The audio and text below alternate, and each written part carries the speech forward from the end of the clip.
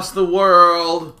Happy birthday, StarCraft 2! You're 1 year old, and many of us got to play you as a fetus while you were in beta, and it is delightful to see that you have come out the other end amazingly healthy, and that we're still hanging out with you. So happy birthday, StarCraft 2. Happy birthday, Blizzard. We still do love your older brother, StarCraft 1, as well. Just like to throw that out there, too. It's delicious coffee. Before we begin today's daily, I just wanted to note that today was one of those slow mornings, one of those really slow ones, where I don't know if you do this, but I have an alarm. Actually, it's just my phone. I have an alarm where, like, when it goes off, there's a snooze button, where it'll just go off a little bit later. And the problem is that I have trained Sleepy Sean, who's actually a completely different person from Awake Sean. Sleepy Sean now regularly exploits the snooze button. The alarm will go off at like 9 and he'll be like, you don't need to get up at 9. You prepared the daily last night. Snooze. And then it'll go off 10 minutes later and I'll be like, but Asher is in the shower. I can't. There's no reason to get up. Snooze. And then this keeps happening until one day I kind of open my eyes and it's not when the alarm's going off. It's like between snoozes. And I look at the alarm and I go, what am I doing? I have a daily in like 6 minutes and I have not bathed. Hence my very sharp, moist, aerodynamic hairdo. I don't know if you do this. I used to do this all the time in school. I'd be like, I have class 3 minutes ago. Oh, why did I think I could go back to bed? Sleepy Sean is a jerk. But whatever. That's fine. Sleepy Sean still hanging out with you a little bit today, but that is okay because I have coffee with a chicken on it. So, today's daily is going to be a choose your own adventure daily. We're going to be doing all sorts of fun, wubbulous, wuggly questions from the audience. And as a result, I will be opening up Markio's question grabber right now. And what we first want to ask ourselves is, what game do we even want to look at? First, we're going to do a series selection, and then we're going to do an actual game selection. We have 2 semifinals from the Shoutcraft Invitational number 2. Semifinal number 2 is Morrow versus DDE. Semifinal number 1 is Sheth versus Socke. And you are going to choose one of these. Now, in traditional terms, we would ordinarily do like a live poll, and people would select based upon, or I would select based upon what the percentages were. But rather than a live poll, I'm just going to have you try to convince me on an individual level.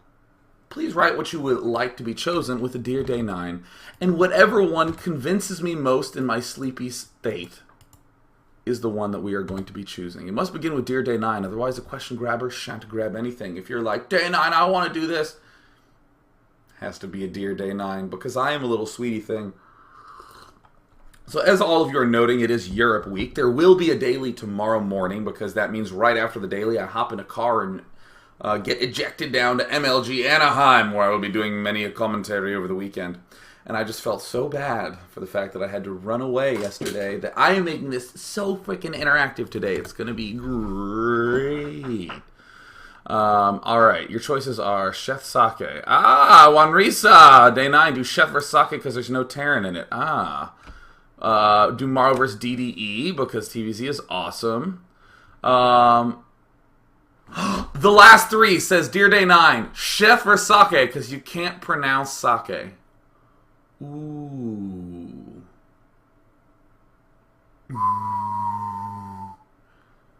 For any of you who didn't know, I can do a hum whistle. That's actually quite compelling. Sheth Socke will be a bloody massacre, no doubt about it. Jedi Max. All right, guys, we're gonna be going into semifinal number 1. It's gonna be Sheth versus Socke because you know what? I did not know how to pronounce sock. And I don't know if this has ever happened to you where you turn in an essay and you didn't know how a word was spelled. So you spelled it like 6 different ways and figured, well, I'll be right at least 2 or 3 times. You know, that sort of thing? That's what I did with sock when I was at MLG Raleigh. I was like, all right, it's sock for just the next hour. And then it's going to be Saki. And then it's going to be Socke. And apparently none of those were correct. It's sake. Sake. Like the delicious beverage. Alright, so now we got ourselves, it appears we have 4 games here. So I'll say them. We have a Metalopolis, a Shattered Temple, a Shakuras Plateau, and a Crevasse. The Shattered Temple and the Crevasse are shorter games. Our Shakura's Plateau and Metalopolis are longer games. So please, what game are you guys in the mood for? Please let me know. Metalopolis, our old lost brethren who has been popped out of there, just moved out of it like a grody piece of gum. They pop it out and throw it away. I don't know if this has happened to you, but actually yesterday I was with a buddy whose gum had melted. Completely, totally melted. She left it in the car in LA, and dashboards in LA are known to get to boiling point, so there was just this sort of bubbly, pasty goo. And it was one of those, like, medical tablets of gum. I don't know what the gum industry was thinking. They basically said to themselves, we want our gum to look more like pills and medications. So they made it in the same thing where you have to, like, push it out the bottom. I just want a stick of gum, man. Metalopolis, R.I.P. Metalopolis. Oh my god, Metalopolis, because Metalopolis by Z Casper. Alright, Metalopolis, because it's no longer in the map pool. A long game, please, because we always like long things. Pie Manor, you're the winner, baby. Alright, we're going to go into game 1 from the Shoutcraft Invitational. It will be on ESL Metalopolis, and we're just going to analyze this game. So for any of you who didn't know, I've been playing some 2s and 3s on my account as of late. Just having a little bit of fun time, one time. And rather than it be the sound that's off, it's the fact that the health bars aren't correct. Gameplay, selected. The sound, though, everything's good there, which is highly unusual. So we have the good luck, have fun. We have none other than alternate attack Socke. Oh! Eplo cussed. Heart you too. Let's actually just let him know. Heart you too. So, the oops. Where is it? Alt 3. There we go. Now I'm doing it properly. So Socke is one of the more resilient, brilliant Protosses known to man. I really think Socke is highly underrated. I'm delighted that you guys wanted me to do him because, of course, it is always good to choose good players. And Sheth is also quite good with the crisis management. I will say that in terms of a lot of games where Zergs end up leaving a little bit too small, opinion? Uh-oh. Is everything okay? Oh, my God. My webcam completely froze for a moment. I was like, because, like, literally this was how it was frozen. I was, like, hiding behind myself. Train of thought. Return, please.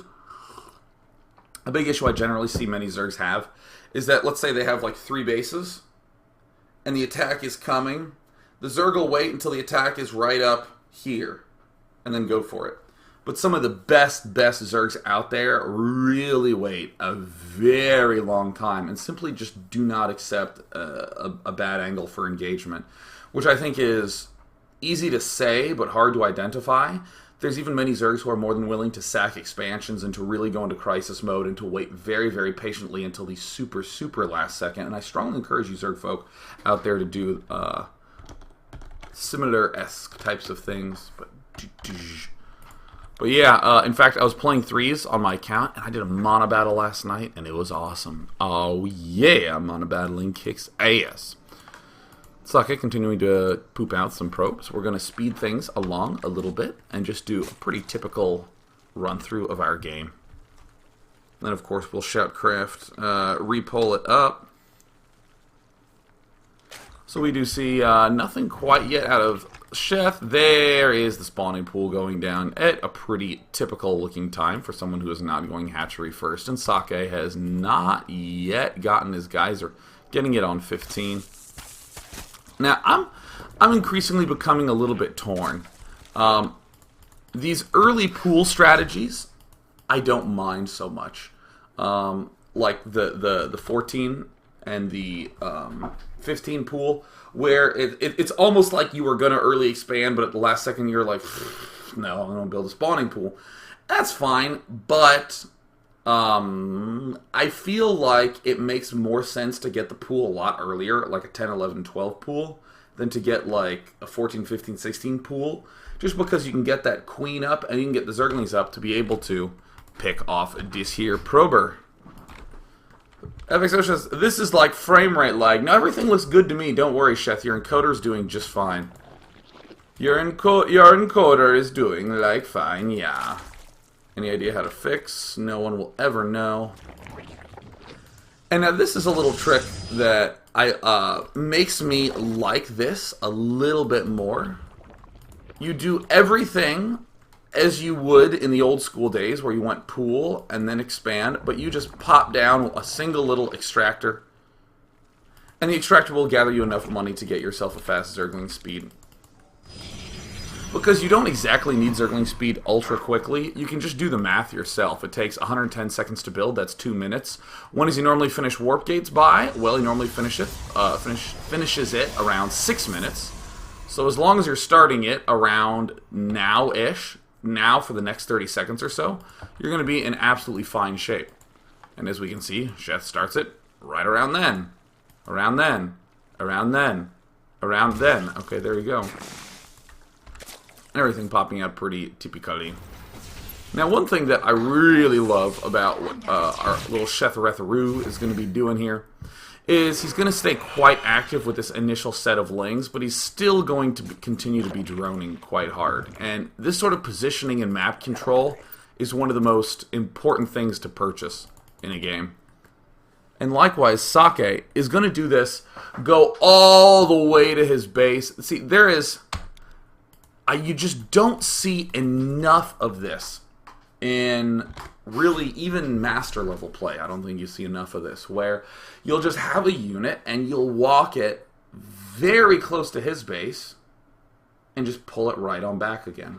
One of my favorite examples of this is MMA's Terran vs. Zerg. They did against Lucira at MLG. The way that his build would work is that he would get a really fast Reaper. Actually, he would get multiple Reapers. He would early expand off 1 barracks, and then he'd get a total of 3 barracks. And he'd continue making Marines. So he'd have Marine Reaper. But interestingly, we would see MMA get Combat Shield first, just to make his Marines a little beefier. So it was this very weird moment where all of a sudden MMA pushed out. And it's kind of what I was talking about, where, you know, if Zerg has all 3 bases, and he engages here, like 3 bases like this, and he engages up here where my forehead is, it can often be a pretty bad engagement. And a lot of Zergs with Zergling speed will see a Marine Reaper move out, and they'll just rush up and freak out and try to kill it off. And a lot of times you can catch them at very awkward angles. I mean, the Stalker can move all the way forward and even often see if there's a Spine Crawler making and whip right back around again, because... And why is this safe? That's probably the last most important question. The last reason why it's safe is that Socke saw how late this gas geyser was. As we are seeing, remember how I was saying, hey, if you build a pool, then trying to build a hatch, and then you build an extractor, well, that means you can start the Zergling speed around 4 minutes and 20 seconds. So that way it'll be done by 6 minutes and 10 seconds. So in other words, if you see a late gas, you can almost always move out with a Stalker early on and know for a 100% fact that he will not have Zergling speed until 6 minutes and 10 seconds. Isn't that awesome? Ah! I'm just gonna make sure of something. I just heard a dunk. I just heard a dunk, which means that everything may have disconnected. Well, you know what? If it did, I'll find out in the break. How's that for something? My encoder is just going bonkers today, but that's okay. You know what? It's a slow day. It is a slow day in Shantown. We're actually going to do the simplest of tests. Google works. Yeah, that was easy. All right, coming back to the game. Oh, God, I just could not get up this morning, so of course all my video settings are off when I went live. This is so awesome. Anyways, so we do see Sheth continuing to add on lots of Zerglings. I think that this little move out with the Stalker is very important to be able to understand, because it's not a just default thing. And a lot of times people will say, oh yeah, just move out if you see him, he probably won't have speed. But we want to be able to say something a little more specific, like 6 minutes is when you really need to start worrying. Now, Sheth has done this a lot, and I'm not quite so sure how I feel about it. Sheth will always build his Evo Chamber and his Roach Warren at the same time. This is just like a general pattern that we see Sheth do. It could possibly be really, really good. But I mean, I just don't know. I mean, At this timing is comfortable to me because he has the Zergling speed out. He's poking at the front. He's going to do a sentry count. If the sentry count is too low, then he's going to immediately build a Spore Crawler. But as long as Sheth is getting himself some Zergling speed, I'm feeling a little bit happier. I partly feel like this third hatch could have gone down a good bit earlier. And now that I'm seeing 6 sentries, I'm going to be feeling pretty darn comfortable. Pretty gosh darn comfortable. And it looks like we're seeing a, is this a 4-gate push? No, it's actually 5 gates coming out of Sir Socke. And this is also another very, very good thing to do because, I mean, often you will say, you know, you want to keep your opponent low on the force fielding.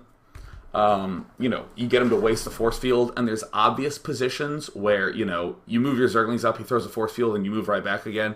But even if you try to, like, get in there and actually pick off a couple of sentries, that's where you can actually kind of get into a scary mode against the Protoss, where you run in with 12 to 16 Zerglings, you can try to pick off a sentry or two, and he'll really have to throw down a good amount of force fields. To note, there's a couple of things that I always like to call the hidden reasons why you're doing this. In this circumstance, we see that there is a 5-gate push coming up. There's the 5th one right there. So hell, any force field we can throw down is gonna be good for us. Let's imagine for a moment that our opponent was going for 2 warp gates and was going for a fast Dark Templar. A good hidden reason why you can run up and start to try to deal damage here is that he almost has no units. So he's either going to lose a lot or he's going to be encouraged to warp in more units at his front. And what this means is that we're wasting force fields against someone who's going to be making an attack against us, or we're messing up an attack that could possibly be coming against us if he's going for DTs or something.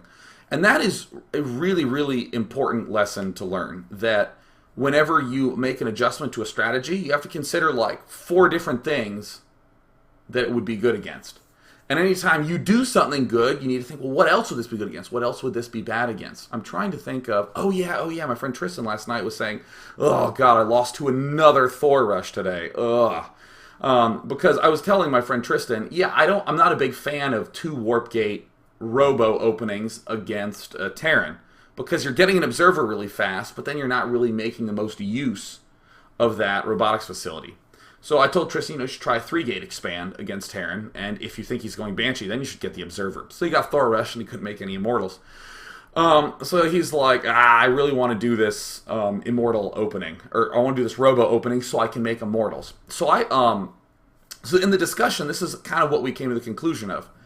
Maybe he should be saving Chrono Boost and spending all of it on the robotics facility, and then that way he can end up with a ton of Immortals and do a push against the opponent if the opponent is doing something like a 3 barracks early expand. Because if you get a handful of gateway units and 2 Immortals and you attack early, it's very hard for a lot of Terrans to be able to defend.